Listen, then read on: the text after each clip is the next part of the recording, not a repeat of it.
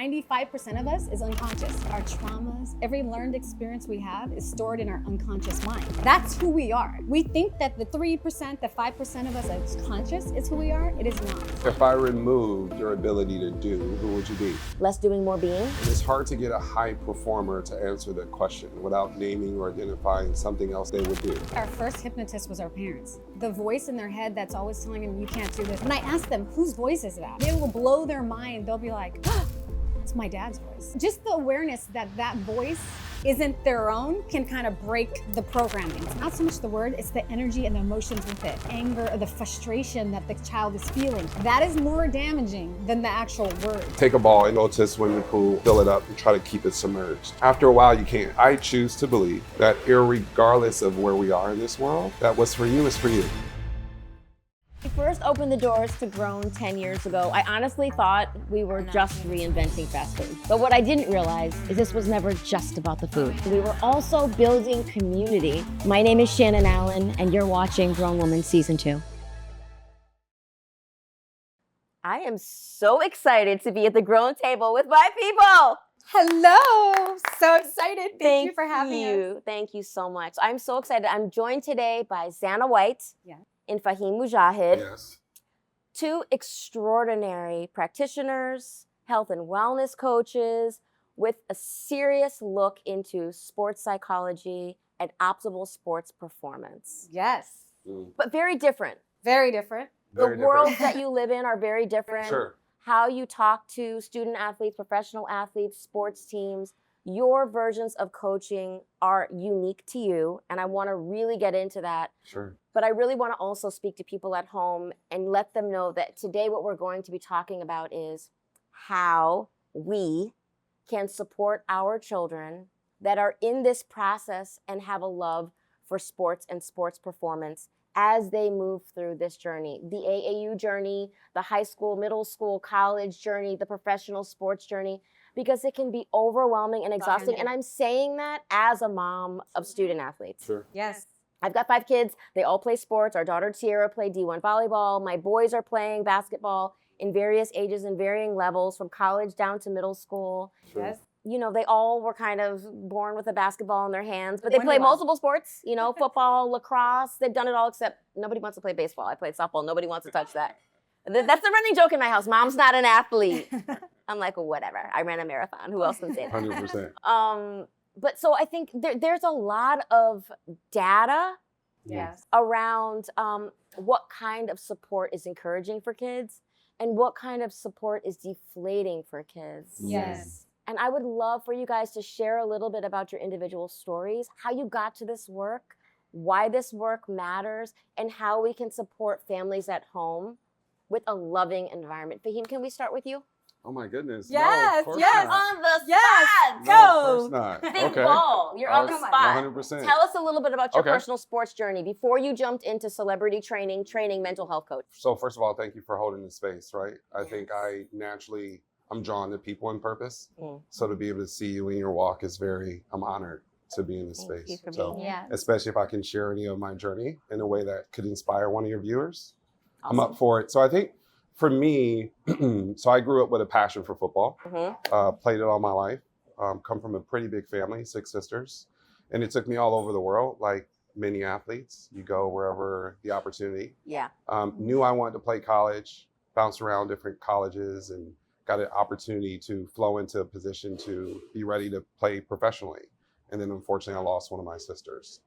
And I think as a result of that, what I realized is that I didn't have the capacity to deal with that grief. And although there were different people around me to support me and offer me that love, I had to go on my own journey with that loss. And through that vehicle, I found that it was through performance psychology coaching, which I do now, that I was able to not only find myself back to myself, but I was able to identify what the purpose work for me was. I often think that it's through your own experience that sometimes you stumble upon your own purpose. Absolutely. So for me, that's what the journey was like for me, to be able to kind of meet with this human being that held space and allowed me to be vulnerable. But also I didn't want to stay in that pain that I was in. I wanted someone that could hold me accountable for moving forward. And he was a godsend. He helped me navigate through that 20 some odd years ago. Wow. Wow. And ever since then, I've been on the walk with trying to repay that debt I felt like I went through, for me, what was a breakthrough was I had a relationship with purpose and the gifts that God gives you. And I felt like you could still choose or not choose to show up and use those and share those with the world. And I think probably about 12 years ago, I came through an experience that made me really get clear on, well, once you know what your gifts are and you know what your purpose are, it's your responsibility to walk it. There is no choice in that. So I think I've been living by that calling ever since then. So. Do you think that you were running from it before then? Was it like a dull voice in the back of your mind that you tried to, shh, I'm not ready for that yet? Yeah, you know what? I think what I've come to learn is that all of it has value. Okay. Right? So when I had left football, I think it was easier for me to see myself in movement because quite naturally, you come from a professional athlete or in pursuit of that, it's easier for people to see you as a trainer or a yoga or yogi or even Pilates, as we were talking about. It's harder to stand into the space of wanting to heal the body or the process of greatness through the mind, right? Usually that needs to be introduced a little differently. So for me, my access point with movement just came so natural. And the way the universe aligned itself, it just kind of blessed me with opportunities to work with beautiful people like yourself. And then you start building momentum, just builds upon that. And I think what I started realizing not too long after starting that journey, that the body was just a vehicle of my larger purpose, which was trying to help take that human being and the opportunity I have with that human being, maybe use the motivating factor behind, oh, I want to be fit or I want to be strong. But in that process, you're building the person. So I think as I started to build that practice and I gained that success, I realized that there was still something missing. And in that pursuit of trying to figure out the rest of that puzzle, I think I found the work that I do now. That's beautiful. Yeah. It is. And I'm listening to and I'm thinking about our time together because Fahim and I used to work together. He was my trainer, which I'm so 100%. sorry. I know I was probably a No, terrible you're a client. superstar. You're a superstar. That's what you used to call me when I would Yeah. walk in the door. What's up, superstar? 100%. But I was always late. I was always late, But Santa. when you showed up, you showed up. Thank you. There Yeah. you go. I did show up. And you really, truthfully, as God is my witness, the best body I've ever had in my life is when I worked with you. Oh, Yes. that's a Zero doubt in my mind. I mean, I had abs upon abs. Testament to you. I mean, it was crazy. I mean, literally, like I had one baby on the back, I had one baby in front of me. I'm squatting, I'm lifting, I'm curling, Sure. you know, all the body weight stuff. Like you really, the body mechanics piece of it, like you knew it so well because you had all different kind of clients, I remember, Yeah. coming in and out of your studio Sure. back then. Sure. And it was like, everybody was at different phases of their journey. I'm sure everybody had different needs, wants, desires. But people left there feeling empowered and standing up a little bit taller. Yeah, I hope so. That's amazing. That was the purpose Absolutely. of the work. And I think, but I also think that, you know, the gift becomes, it's kind of like the costs and benefit, right? Because Yeah. I think when you leave that or pivot, a part of you have to let go of that aspect of your identity. So you have to let go of the Shannon Allens who identifies you as a mover or a trainer. You have to let go of those relationships you have with fitness magazines who come to you for content. So you have to almost let that version of yourself be more. Was that hard? Yes. Absolutely. Was it a grieving process? 100%. Because I know that was a big part of your life and you don't do that work anymore. At You all. are really focused on the mental health piece, the sports Sure. psychology piece. Sure. Obviously, I know you still move. Yeah. You Yeah. still move yourself. Sure. But that transition to a more holistic Sure. modality, Yeah. did you grieve a piece Mm. of the old Fahim and what the old Fahim was working on? That's a beautiful question. You know, I think the process of uncovering was in a beautiful way, almost like a rebirth. Yeah. You know, I think it came in my life at a time where I was an ambassador for Lululemon, Mm-hmm. and I was invited to Canada, right? And they do this huge event where they invite 500 ambassadors from all over the world. And there's two transformative moments that I had, and I won't bore you with the details. No, we want to hear the But details. prior to leaving, within, I think, the same week or so, I lost my second sister, who was wow. always very big on like calling that up in me. She was like, oh, that's great, but you're not doing what God's called you to do. You're supposed to be doing work that's much bigger than that. Wow. So I think I went to Canada with that on my heart. And then there's two things that live in me in that experience. One, from the moment you're there, you're poured into. And you're with some amazing human beings that are doing God's work through movement in different channels, different areas, different Yeah. parts of the world. And I never forget, I was having a conversation with someone who I think was from South Africa, a woman who had a yoga studio. Okay. And this probably been maybe the 40th time that I was like, oh my God, you're doing all this amazing work. Congratulations. I'm so inspired. And she stopped me. She goes, are you working the event? And I was taken aback. I was like, no, why would I be working the event? She goes, because I witnessed you over the last couple of days pour praise into everyone else. Oh my But God. you two are a part of the 500. Oh. And I didn't even think about it Oh my until that God. moment, that I was withholding, pouring that into myself, and I was so Yes. readily giving it to everyone else. Yes. And then there was a speaker, Jadadiah Jenkins, I believe is his name. Okay. Great author, Mm. beautiful soul. Mhm. He gets to the stage, and we're in a sea. So he's looking into a sea of ambassadors, and it's Lululemon and everything. Yeah. He panels back and forth, and he stops in the middle of the stage, and he goes, if you happen to own a gym or two, and at the end of the night, when everyone else has gone home, there's still a void, it might be time for you to close that Oh, and, wow. and evolve into something else. So it registered Yeah. Did it feel like you were speaking to you? 100%.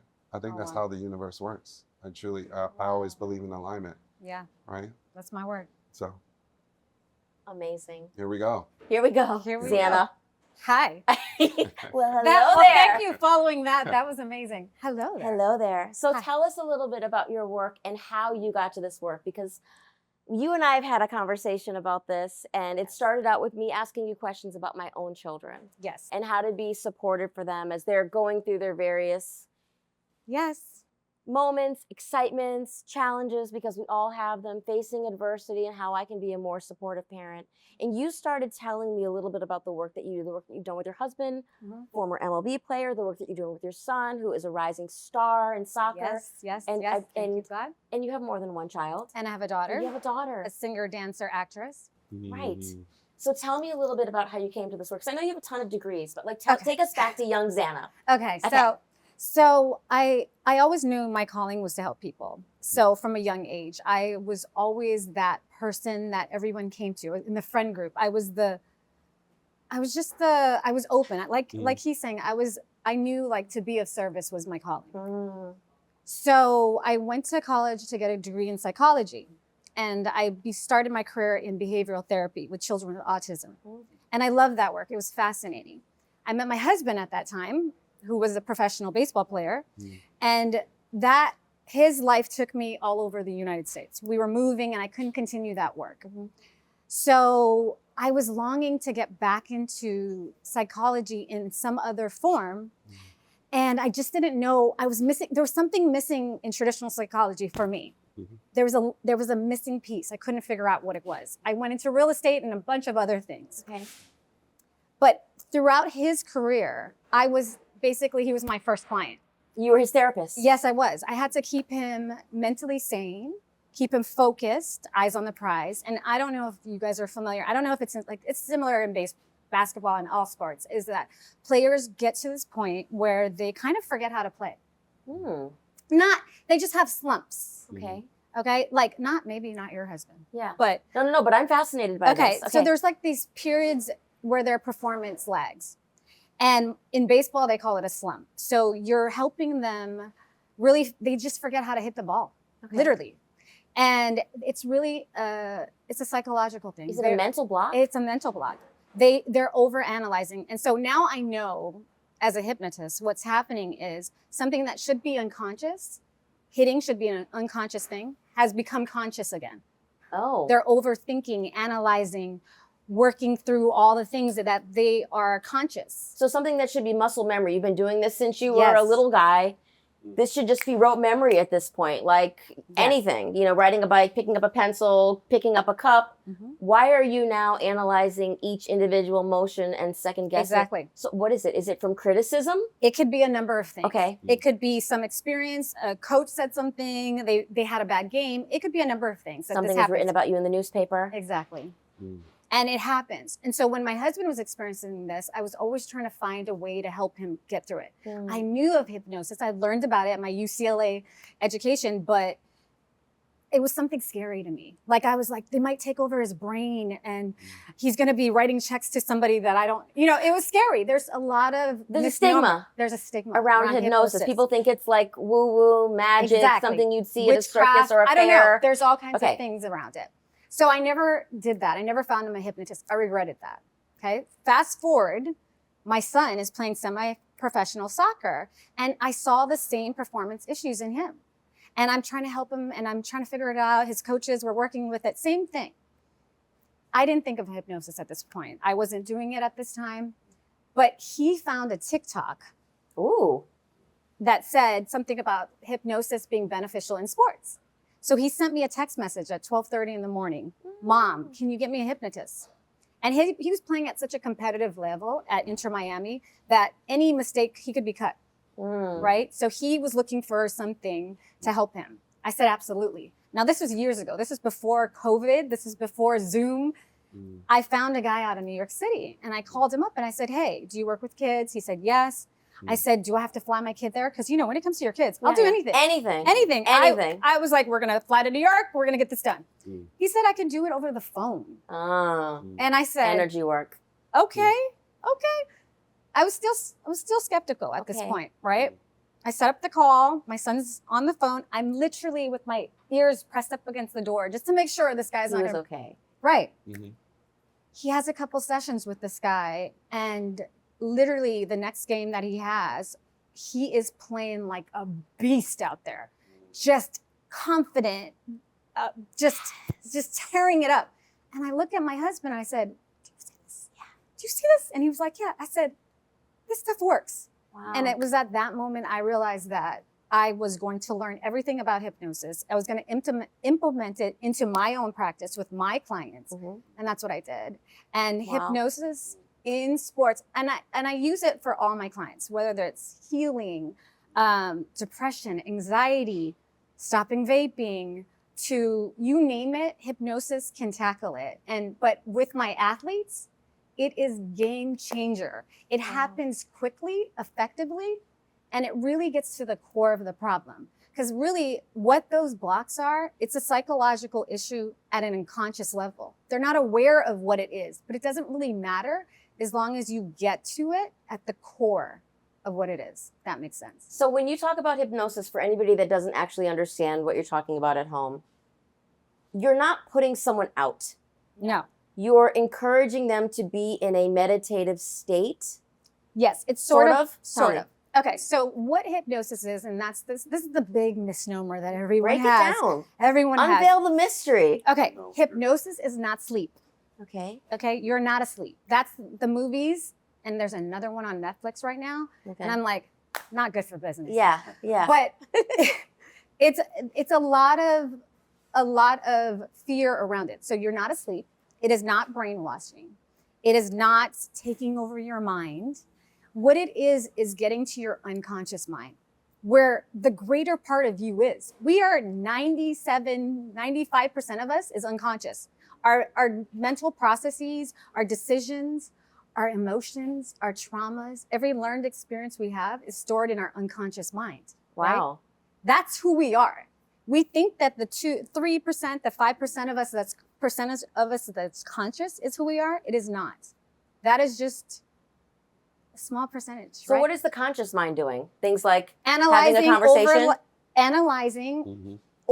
Playing over and over, talking to yourself. Oh. And really going round and round in circles. Reliving weird kind of negative self-talk. Yes. Movies that we're creating in our own head that are fear-based and not real. Exactly. But your subconscious mind knows the real shit. Yes. It knows all things. And our conscious mind can only hold about 40 to 50 bits of information at one time. So it's limited in what it can do. Wow. Where your unconscious mind can process about 11 million bits of information at one time. It's limitless. And it's picking up so much even within this conversation, right? But in this room right here, your unconscious mind is picking up energy, hormones, lighting. It's picking up things that your conscious mind is not aware of. We're hearing things that are happening in the background, watching people come in. But our conscious mind can't hold that. So it literally turns it off right? But when you're tapping into the unconscious mind, you can make change where it matters. So when you have a student athlete that comes to you or a professional athlete that comes to you and says, I'm having some performance anxiety, you know, where I could once do this and I could feel free on defense or whatever. Now I'm like questioning myself. I don't feel as comfortable like going up for a layup. I'm afraid I may fall or get hurt, or maybe I suffered an injury at some point. And so now I'm kind of like nursing this leg. When someone comes to you with a situation like that and they're looking for answers and they're looking for solutions and they're self-motivated to find a solution, That part.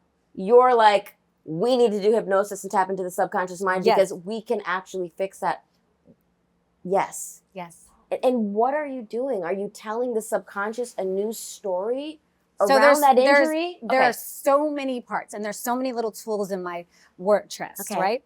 But a huge part of what I'm doing first is identifying it. Because like I said, all of this is happening in the unconscious mind. So consciously, they think it's one thing. Most people come to me thinking they're coming to me for one thing. But once I drop you into hypnosis, your unconscious brings up all the real things that need to be dealt with. It's actually amazing. So if someone comes to you and says, I tweaked my knee and now I'm having a hard time performing on the court or the field, Mhm. and you say, we're going to do a session of hypnosis over the Right. phone. You do No, I don't do it. I do it over Zoom. over Zoom. Okay, so you can see them. I have to see you. You're doing a hypnosis session over the phone, and they think this is about my knee that I tweaked. Right. And you get in there and you realize this actually isn't about your knee. Right. This is about something your coach said to you when you were in second grade, That's an and now you're nursing your knee. Exactly. And Wow. a lot of times it's like that. Sometimes it's your parents. I always say our first hypnotist was our parents. You guys all are Oh my hypnotists. gosh. So because that's a lot of times when I drop somebody into hypnosis, the voice in their head that's always telling them you can't do this or whatever, when I ask them, whose voice is that? And it will blow their mind. They'll be like, oh, it's my dad's voice. So just the awareness that that voice isn't their own can kind of break the programming sometimes. You know what's incredible? I had a guest on the first season of Grown Woman who asked me, who is your biggest supporter? And I was like, oh, hands down, my mom. My mom's got my back. Ride or die. She's 75 years old, and she always tells me, until they put me in the ground, That's awesome. you are mine. You belong to me. You always have a home to come to. I've got you. And I'm like, my mom is my angel. She goes, that's cool. She goes, but why didn't you say yourself? And I was like, she goes, why are you not your biggest supporter? Sure. Why is your voice not the voice you look to for your belief system and to encourage you? That's incredible. And I was That like, she knows that. yes. And I was like, oh my God. Why? Why do we look outside of ourselves That part. externally That for part. validation when right here That's in our it. heart, in our mind, in our intuition, in our gut, in our connection to God and to source, Yes. we have all the information that we Yes. need to be the best versions of ourselves, the most connected, the most servant versions of ourselves.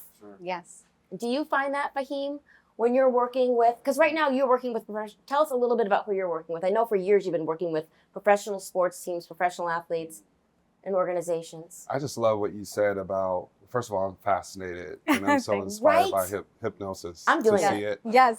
Because you work in the space of psychology, you're working with the subconscious mind all the time.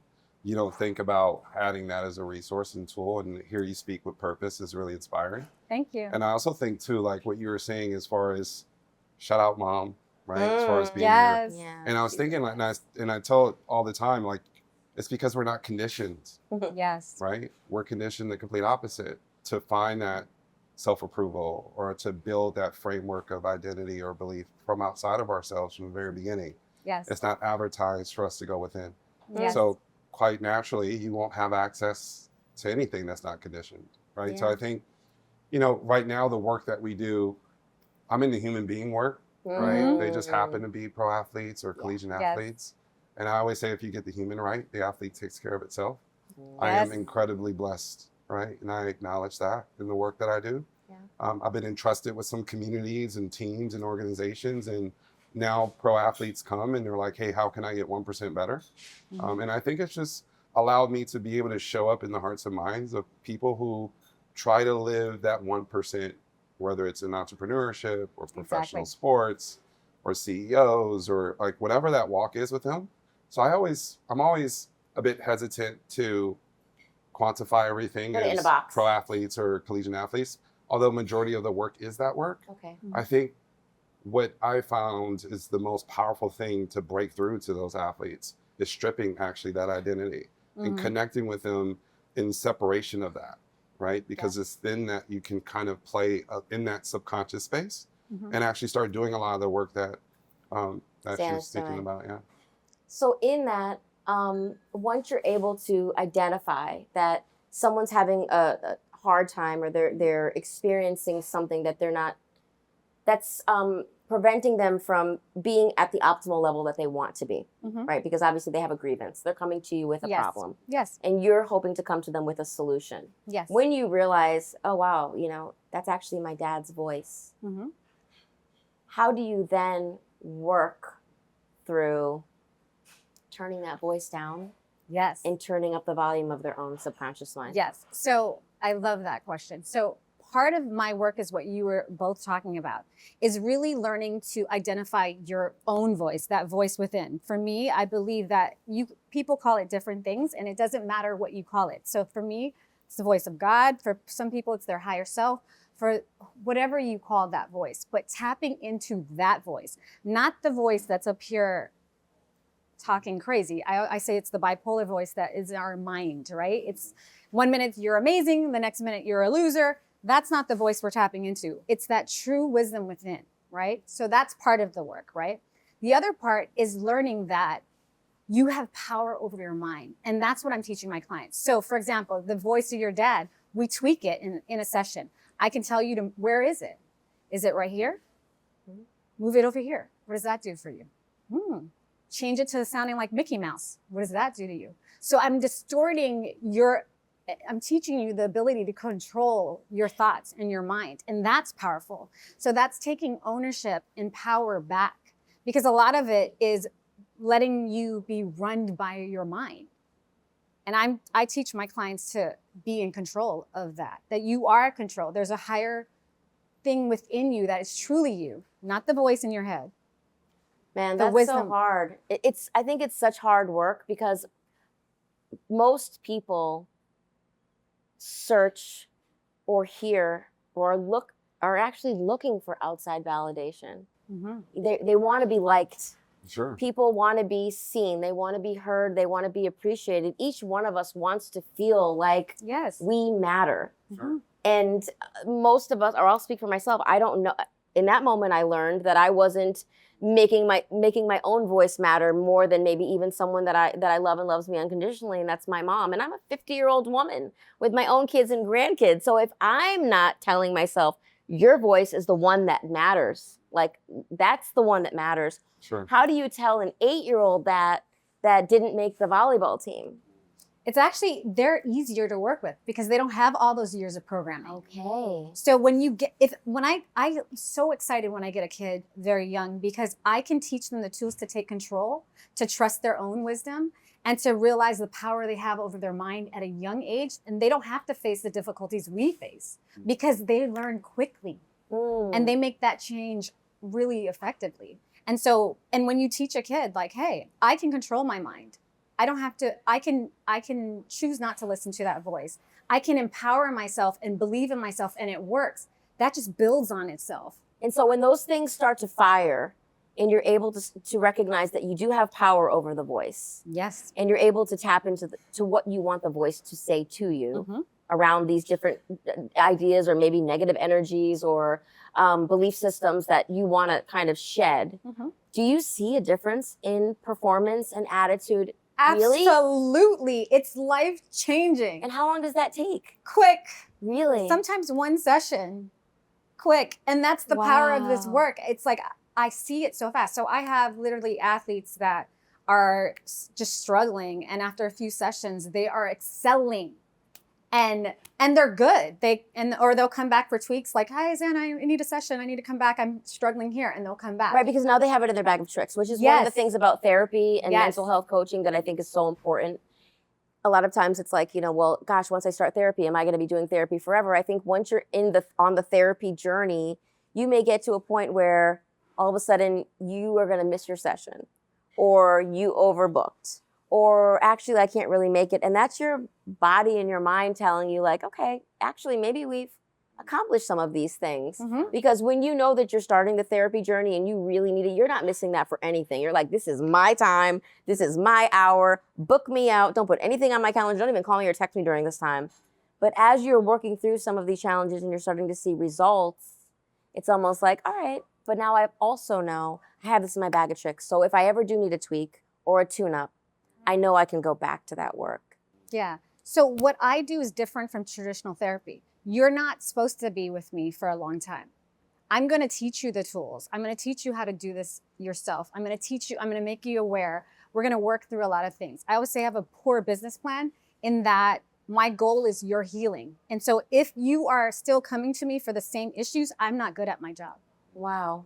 My goal, I didn't do this for the money. I do this because this is my calling, to heal people. And I want you to be better because you're going to refer me to more people. You're going to be better in life. You're going to be a better person in the universe, in the world. Right. And this is going to just continue to spread. So my goal is not for you to come to me every day for the rest of your life. Have you ever encountered a situation where, and what do you think the percentage of student athletes that you work with or athletes that you work with out of the whole of your client base? Oh, they're 50%, like 60%? No, student athletes are about 10%. 10%. Yes, I Okay. see a lot of people for every other, like all kinds of things. So athletes are just about, student athletes about 10%. I see people for test taking anxieties. So Wow. people come to me, they're taking the SATs. I've had people take one session with me and their SAT scores jumped 100 points. Wow. And that's just test anxiety. So all I'm working on with them is test anxiety. So it's just powerful, right? So they're not going to come to me forever. They're going to come to me for that goal, but they see the benefit of that. And then when there's other, hurdles in their life, they're like, Zana, I need you for this. You know what I mean? So that's really what it is. Yeah, because healing isn't a straight line, right? No, it's loop-de-loop. Yeah. What have you seen, Fa? No, but I also The think humans that you're working with? yeah, I also think it's important to normalize the work, right? Yes. Yeah. I think what you're trying to make sure that you introduce the idea to a high performer is that something doesn't have to be broken for it to be improved upon. That's great. And I think a lot of times we're in the fix it business, right? This is a grievance I'm having. This is where I'm falling short. Let me tweak it, fix it, and then kind of go about my way until something else comes up. And I think a lot of times with that relationship to it, especially high performers, feel like there has to be a struggle or there has to be a falling down of some sort for me to be called to that work to seek that support. Yeah. So I think as beautiful as it is, I think it's definitely more of a yes and than the either or. Like I think even with athletes or high performers that I support, once you get that resource and you feel that balance back and you're back to neutral, this is what it looks like to continue the work even in that place of feeling complete and fulfilled. And I love how there's access to resources and tools that we can continue to impart on people as they're going through their own walk and their own journey. I think that's where a lot of the beauty is. Yeah. When you're working with someone, what is the most rewarding part when you're building a relationship with someone, even if they're not, like you said, in a broken place, in a maintenance place, for example? Sure. And I'm probably not using the right words. No, you're saying it perfectly. Most rewarding, oh man, I don't know. I think when you're doing, my experience with doing purpose work is that all of it comes across the same. It's when you feel entrusted, when, I read something where it says, very rarely are we looking for someone to lead us. We're always looking to be accompanied. So for me to be entrusted to accompany another human being who happens to be, excelling already, is the honor of a lifetime. So I think whenever I have that opportunity, I go to bed with my purpose on my heart. I wake up with it on my mind. So I think whenever you can share that and someone looks across the table and say, hey, you're worthy of helping me figure this out, or you're worthy of joining me on this journey, I think for me, that's the best part. That's the most fulfilling work for sure. What would you say to someone who knows they're looking for support, but is afraid to start? Because I think there can be a stigma around Sure. Yes. coaching, mindfulness work, mental health coaching, certainly hypnosis, sports psychology. Sure. Yeah, I would probably say lower the hurdle. There's always a hurdle, right? And that hurdle is usually what's placed in front of our entrance into something, right? So whether it's finding a beautiful soul that does hypnosis, right? Maybe if there's a block there for you, a lower hurdle would be picking a book up on hypnosis, I or got it. speak to an auntie that has an experience with that work, right? So I think lower the hurdles, right? Because hurdles are really powerful because they build momentum and confidence as well, right? So you might not necessarily feel like, oh my God, I'm so inspired by her light. I'm going to call this rock star, right? And just get her on the call and see if we can set something up. But maybe there's something that she might say during this time where she's like, oh, she mentioned that book. I'm going to go to Barnes & Noble and look up that book, Right.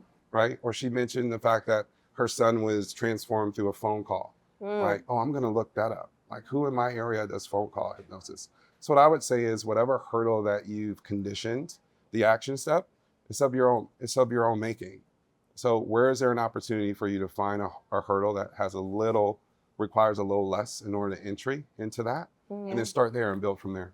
That's great. Entry point. Yeah. Yes. Finding a point where you feel safe Sure. to enter. So you can Sure. get started. 100%. Is it ever too late to start this work? No. No. Yeah.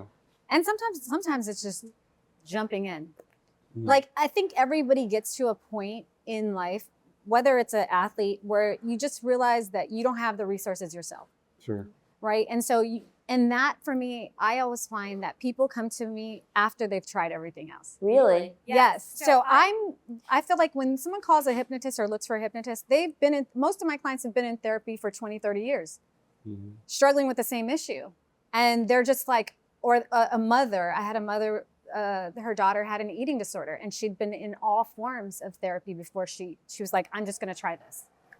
And so I think you sometimes just get to that. Some people just get to that point where they're like, I'm willing to try anything.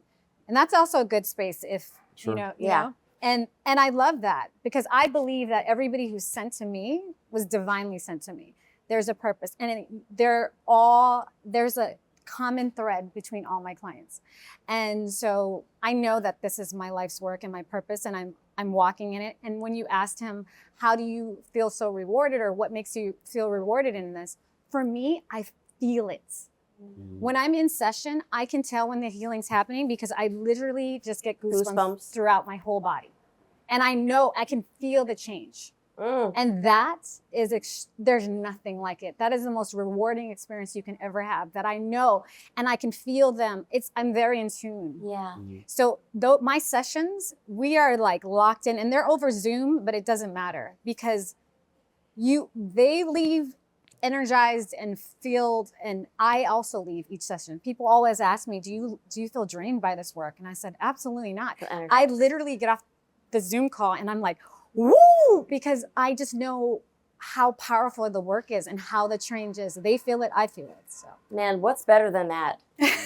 Knowing that the purpose that you're walking is healing people, helping people, and that you're receiving that energy back. Yes. That's a confirmation, a God wink for you that you're exactly where you're supposed to be. What about families?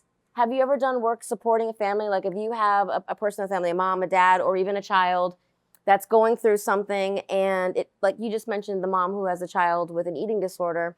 Have you ever done family work where you know you have someone in the family is struggling, and because of that, now we need to figure out how do we support this healing as a whole? So I've never done like a group session with a family. So what usually happens is the mother comes to me for something, and we've worked, and then they're like, but can you see my son or daughter? Okay. And that's how it goes. But I keep it completely separate because everyone's journey is unique. Yeah. So even though there's overlap in some ways, when someone comes to me, it's an individual journey. And I feel like I'm literally like a voyeur, like I'm jumping into their minds, and I get to ride in people's minds. Because when you're under hypnosis, I'm in your subconscious. And I'm talking to you the whole time, and you are talking to me. So I'm able to say, what are you seeing? What are you experiencing? And so I'm riding the journey with them in a way that I don't think other therapists are getting to do that, you know? And it's surprising them as they're on the journey. Sure. Because what comes up in your subconscious and your unconscious mind, usually you're not aware of. So, and it's amazing. I do this work called Timeline, which is amazing, where Under hypnosis, I make you see a timeline of all your experiences in the past and all your experiences towards the future. And we can go back in timeline work and look to, from a safe distance, we can see the experience that caused harm and trauma and then fix them right where they are. My God. And that translates That's and then powerful. carry that throughout your life into the future and then do future projection by going into the future. I do that with my athletes, which is like mental rehearsal and going into the future, seeing them performing at the level, reaching the success, and then embodying the feeling of that success. That is powerful because part of the work is connecting the thoughts with the emotions. Mm-hmm. That's what creates change. So is that quantum physics? Are you actually talking about jumping timelines? No, Okay. no, I'm not. But it's just future pasting. Okay. Yes. Okay. Well, and I think it's all one timeline, Okay. right? I think operate from the wish being fulfilled is the embodiment, right? I think regardless of what your relationship is to God, higher power, one energy, I think it's all talking about the same, operating from that. That's what faith is. It's not the pursuit of, it's already being in the, It's already done. already taking ownership of it. I am. So embodying that. Yeah, and I think when you embody it, it reflects in your behaviors, your thought patterns, right? So I think it's all one timeline. Have you ever done group work, Fa? You know, I always believe, in my practice, I say when you work with the person, you are working with the family, Mm-hmm. right? Because you're learning so many layers and the work is so layered, right? I think I've been blessed to be in a position where you're entrusted with multiple people within the family. Like I think at one point I had like 4 of the people under the same household Really? individually. Mm-hmm. But I think even when you're working with someone by themselves on their own journey, you're working with their wife, you're working with their parents, you're working with their siblings and with their children. So I always try to find a way of inviting that in. And then even when if I'm talking to a woman that I'm working with, inviting her husband into this work or inviting a wife into the husband's work within a safe distance, right? Because obviously that has to be something that's agreed upon. Right. But I think when you're doing that kind of work, it is very inclusive Yeah. because there are so many layers and our identity in itself is dictated around those communities and those people that we support. Yes. So if you're trying to get someone to do that work, it's important to be able to make sure you're paying attention to the soil that they're returning home to, right? So that awareness needs to live somewhere. So I think being able to be mindful about that on all those different areas, I think is important. How did you get to the point, Fa, where you were able to identify that you want to be available for people? So I think for me, it was a journey with loss, grief. You know, I remember my coach told me at some point, you're going to have to use it. Yes. You're going to have to make that decision for yourself. Yes. So I think for me, several years ago, I don't know, I just had this idea that when I go, I want to be exhausted. I want to be exhausted. Nothing left on the floor. When that time comes, I want to be so relieved because I'm so exhausted. Because you gave everything. You gave it all. 100%. So I think when you wake up with that calling, you see the opportunities everywhere. Yeah. Right. So I think for me, once I started clarifying who I am, right, what was unfolding, but also what my calling was. Yeah. And I truly believe, I think God, one universe, usually gives great pain to the people that they also call great dharma in. So I believe I was called for great dharma. So it's just been finding that and knowing that it shows up in my work, but also outside of my work, right? How do you teach the people as you commute back and forth from your work, or the people at your children's games, or how do you support people within your own community? So we do that in different ways as well, not just in the work that I do. Yeah. So let me ask you guys both to weigh in on a subject that I think is really important and we're hearing a lot about. Fa, you were talking about your football experience before the portal, before NIL. And Zana, I know with your son, you're dealing with it, and even your daughter as a competitive dancer and cheerleader, and certainly your husband when he was in the MLB. I know so many sports families. I consider you guys both sports families. I'm definitely, yes. Sports families. And even if the work that you're doing isn't necessarily centered around athletes, but more around people, I do think that there is a real desire for people that have children that are playing sports at many different levels, or even competing at many different levels, whether it's like you said, SATs or in the competitive band or trying out for all states chorus. We live in a very competitive time where there's a lot of comparison. And I know that comparison is the thief of joy. Sure. Yes. How do we, or even me, I'm just going to let you guys therapize me right now. Therapize you. Therapize me? Sure thing, therapize sugars. me? How do I, as a parent of five extraordinary human beings, amazing human beings, but 4 right now that are playing sports, how do I provide a safe landing spot for my children when they're experiencing the highs and lows of their own personal journeys through, navigating through kind of the sport, high performance? So I think what's really important as the wife of a professional athlete and watching my son do this for a long time, he's been at this competitive stage since he was probably 5. Wow. Really. And he's 16 now. What I think is really important is to stay mother. Because like you find in your business is that there are certain people doing certain jobs and your job is mother first, right? Or father first. And it's already pressure. And if the home is not providing a safe place for the athlete, you're going to break the athlete. There's not going to be longevity, right? This is a long game.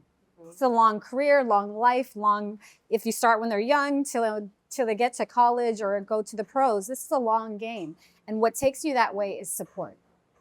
Love, unconditional love, and support, right? What about food? Because I feel like food is a big piece. Food is here. That's actually, besides mother, my next part is like the pregame meal. Yes, and I do a lot of cooking because my kid eats a lot. And I cook all the meals because it's very important. Yeah. Nutrition, spiritually, physically, all valuable. But you're saying keep mother the focus. Love and support. You give guidance, but you can't be coached too. Unfortunately, you can't be coached too. I've seen so many videos and snippets online where college coaches, professional coaches are saying, yes, of course, we're watching your kids when we're evaluating them at AAU tournaments, but we're watching the stands. Yes. We've passed on extraordinary, exceptional student athletes. Yes. Because their mom or dad was just out of control. Yes. And so a lot of times, obviously I was, I've got Hall of Fame cheerleading experience for my husband, and I was out of control in the stands, right? Completely out of control. But he never had to worry about me getting into a fight with someone, maybe a couple of times. But for the most part, I held it together. And for my kids, I'm still a cheerleader for them. I'm there to be a support system. But the one thing that I try to do, and I'm not always successful at, is I try not to have a downtrodden face in the stands, even if I am seeing something, maybe with the coaching or the referees or a hard foul where somebody fell or something wasn't called quick enough or whatever.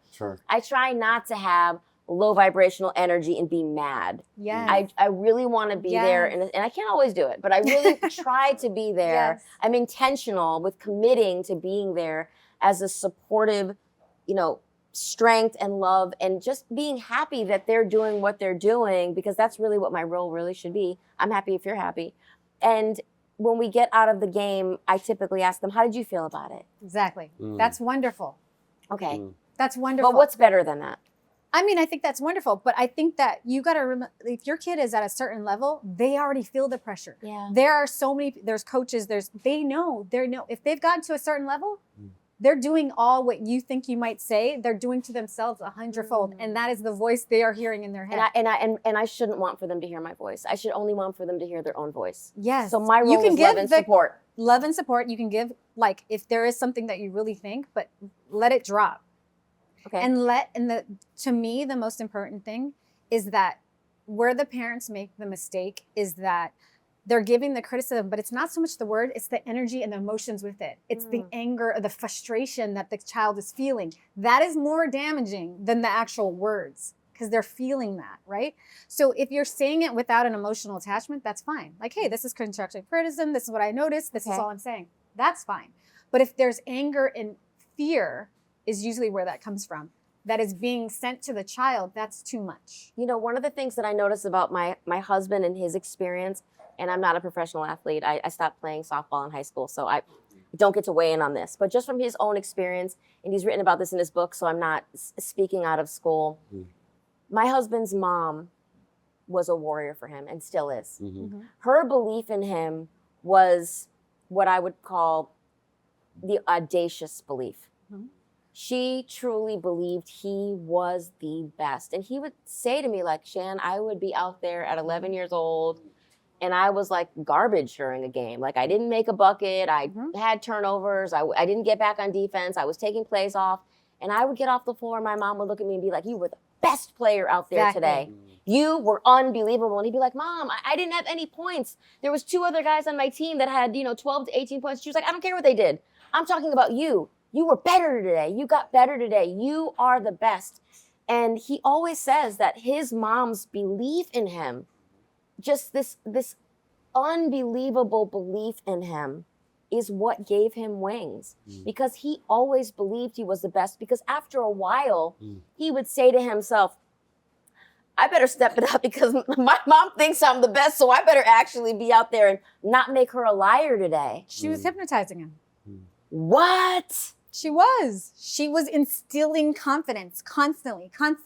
If you're constantly, like, I am the biggest cheerleader for my son. Yeah. I am like, every day I tell him he's a superhero. You're incredible. You're a superstar. Yes. You're a beast on the field. See, and some people say, like, why are you doing that? And I'm like, look, if I don't believe in my kids, that voice is in your head. like, the rest of the world is going to tell you you're garbage. But in this house, you're perfectly loved. You're loved without conditions. You are loved to infinity and beyond. Exactly. Well, Right? I think that's the most important piece, I find. There's 2 things that I think kind of get to the root of it. Yeah. I think us as parents, we have to, in order to have access to that nuance when it comes to support our children from that, we have to be willing to do the work, Okay. right? We can't expect us to have access for our children what we don't practice in our marriage or practice in our own lives when it comes to navigating and speaking to our emotion and being able to articulate ourselves in a way that's very neutral and balanced.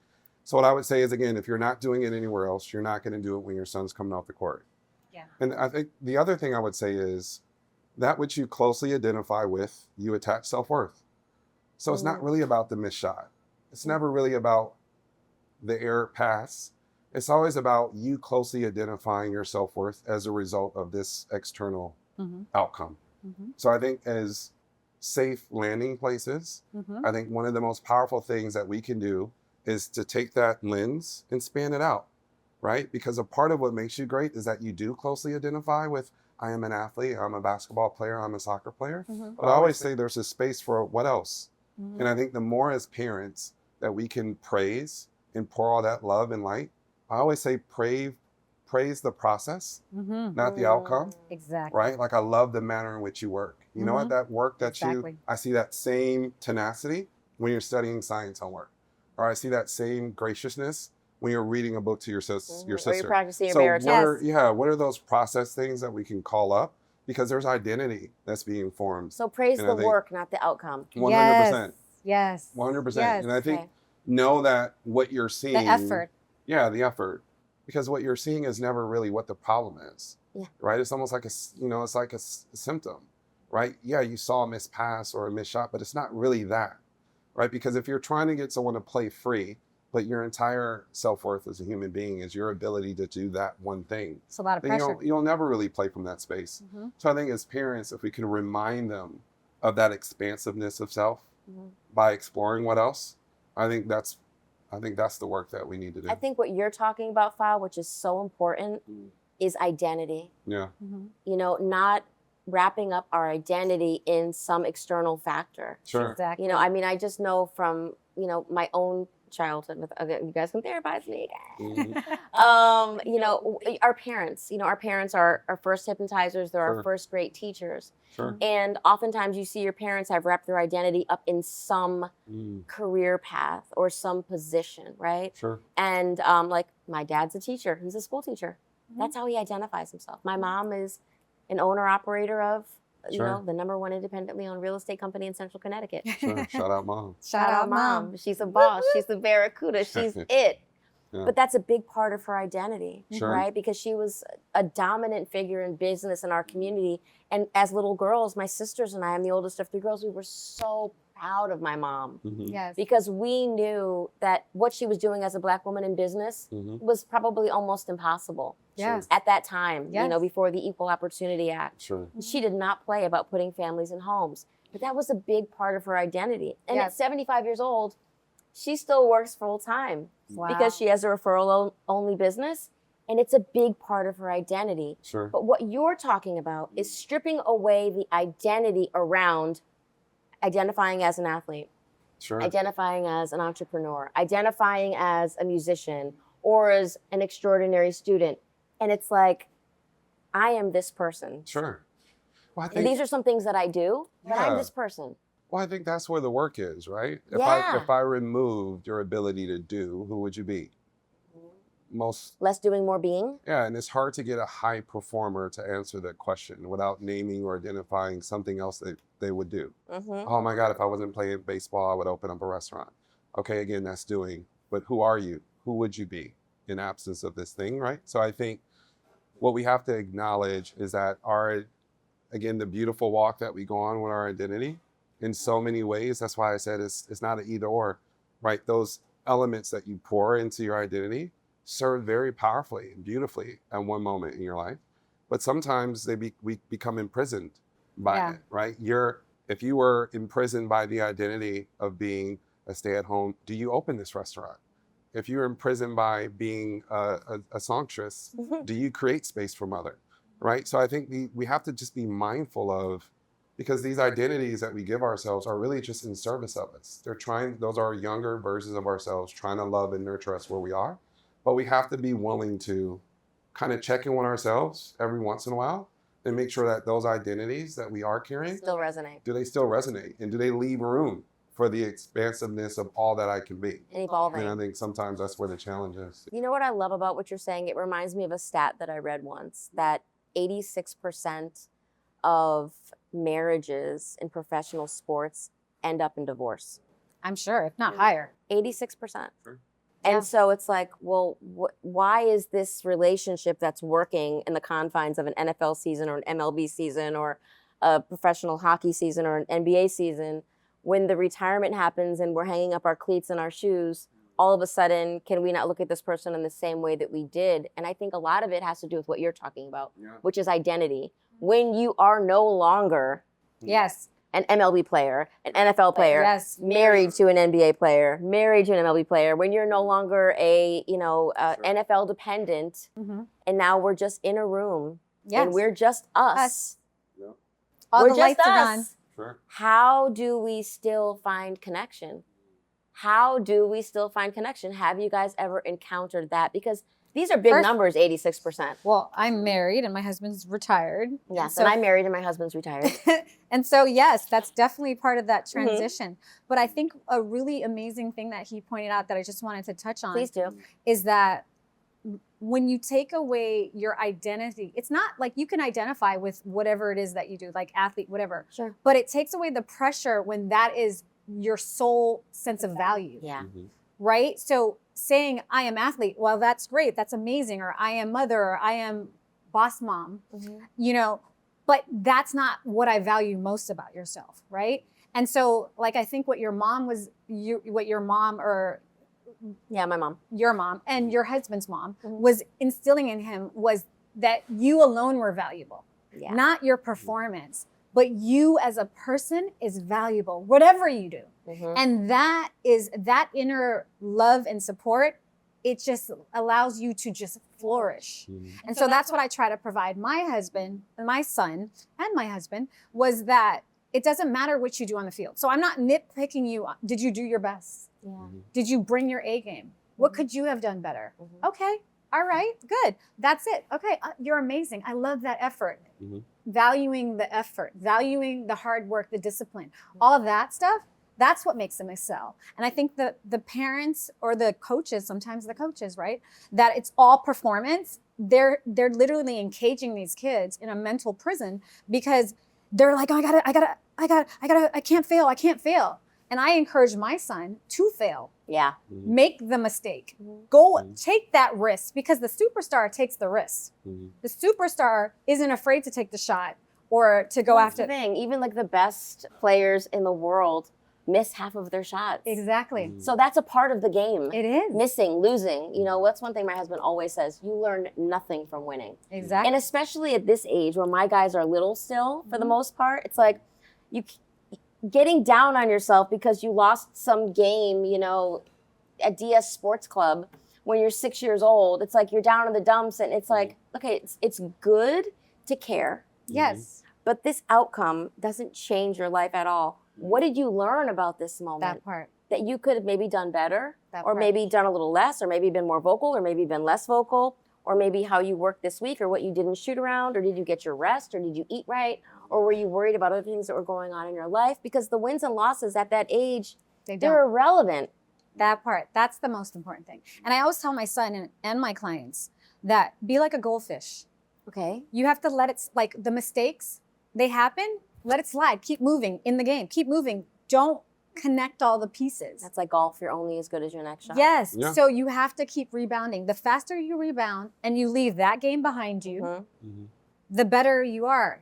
The more you grow. Okay, so I made that mistake. We'll analyze that, but we're going to move on. We're not going to dwell. When the performance issues come along, it's because you're dwelling. Wow. Okay, so that's when you do the timeline work.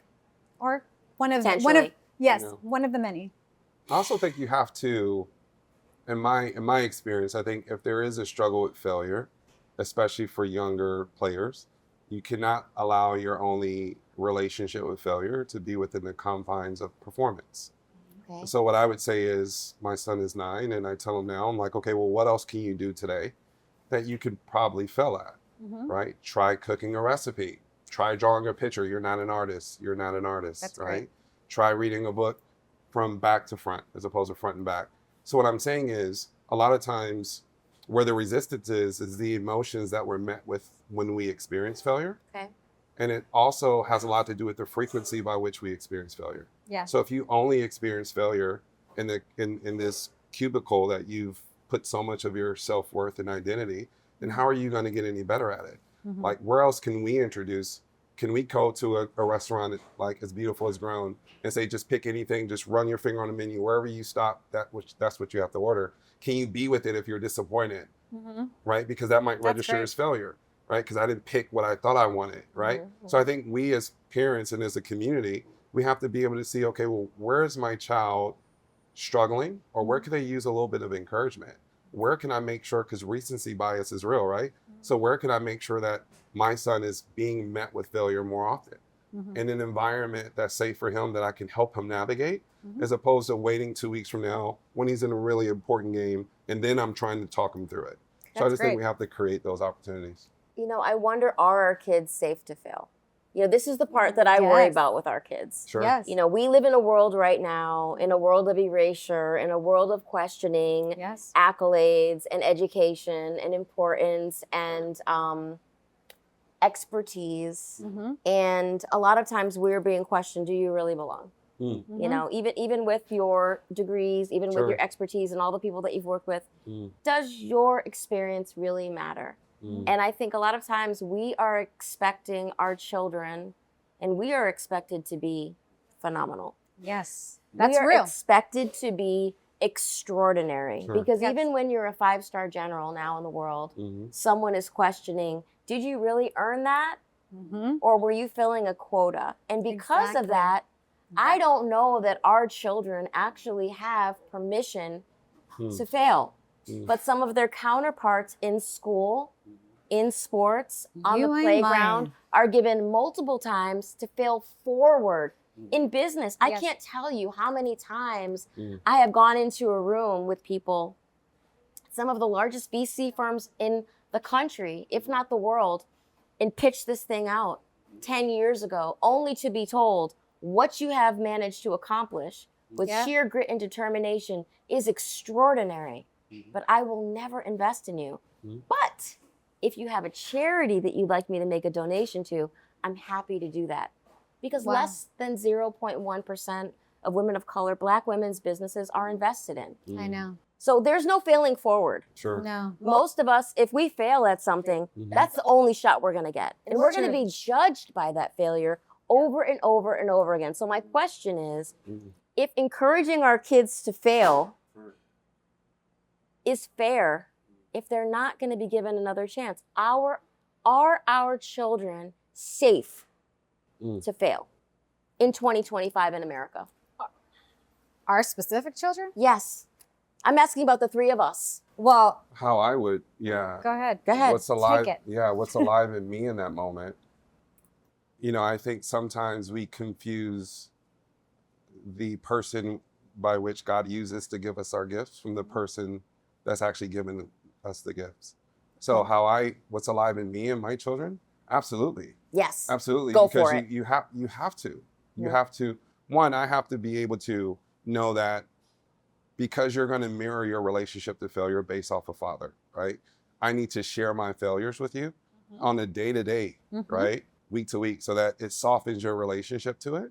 But I also think it's also important to be able to allow my children to understand that even in the pursuit, right? I always say all the time, the blood that flows through your veins is not your own, right? It's a family, right? There's greatness within you, but it's also a responsibility. Right. But I think it's important for us to know, at least for my children to know, that don't confuse the people that are giving you these blessings in place of the reason why you're being blessed, so to speak, Okay. right?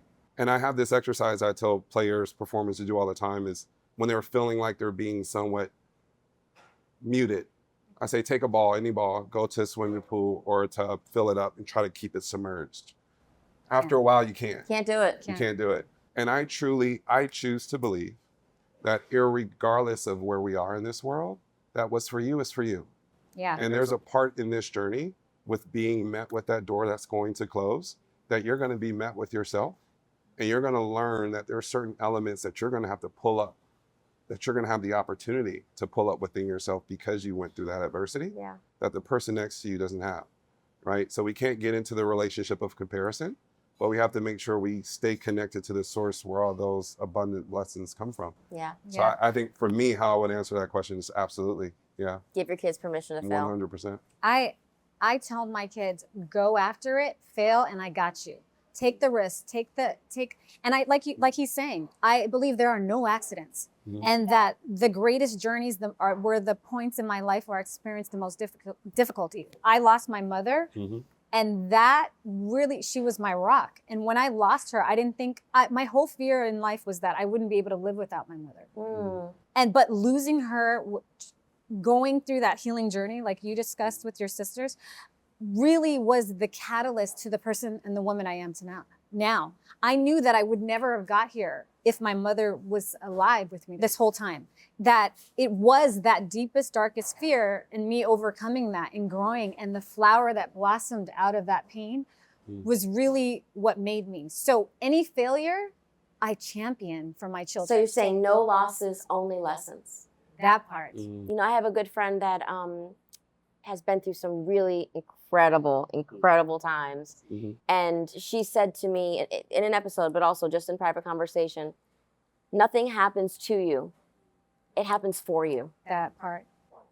And that maybe if you can harness that energy, you have to. you know, within, and also what is failure? What is failure? Setback. It's a temporary setback. Right? And also there's a thing about even when you trip, you're actually still moving forward. That part. Sure. That part. So it's a part of this human experience. Part of the journey. It's not. And it's we have not to give ourselves rainbows. permission to feel it. Yeah. Yeah. 100%. Yeah. Yeah. So amazing. You guys are amazing. I am so Amazing. grateful. so fun. I think that you are going. Just this conversation is going to help so many people. Thank you both so much. Thank you. It was a pleasure to share the table. The grown woman. I definitely want to be hypnotized. Oh, please do. We've already worked together, but not in that way. 100%. But maybe that too. Right, 100%. So, I'm honored. Yeah, Thank I'm you. honored to be Same. a part of this conversation, to draw inspiration from you both. I know Same. one thing. Your clients, the people that you guys work with, are so incredibly blessed. Oh, thank you. Truly, because this journey and this life journey, it's not easy to navigate, Sure. but it's impossible to do alone. It is. Takes a village. Yeah. Yeah, and that accompanying piece is so important, Fa. Yeah. To have a companion, to have many companions, at different phases in the road. And so I appreciate you both. I honor the work that you both do. Oh, thank And you. thank you so much for sharing it with me here at the Grown Woman table. Thank you, thank you, thank you, thank you, thank you. Thank you. Such a Appreciate pleasure. you both. Of Thank course. you. So dope. Amazing.